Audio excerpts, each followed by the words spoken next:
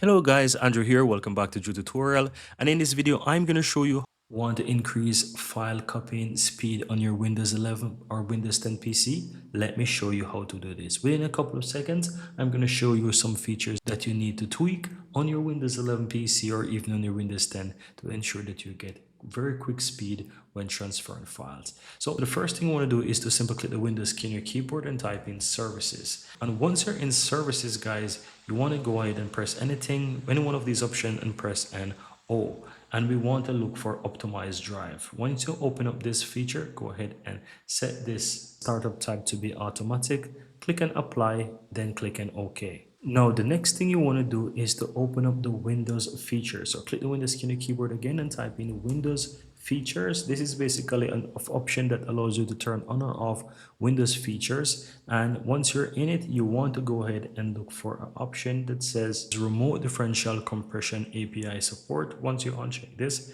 click and OK. Now, once this is completed, go ahead and restart your PC by right clicking on the Windows icon here. Go to shutdown or sign out and simply restart. If you have any updates available, go ahead and choose the option that says update and restart and ensure that you update your PC before you restart. You also have the option here to restart as well, and just basically choose whichever option you want. And that's it, guys. Try again to copy files and see the download and see the speed of how your files will be copying. And that's it.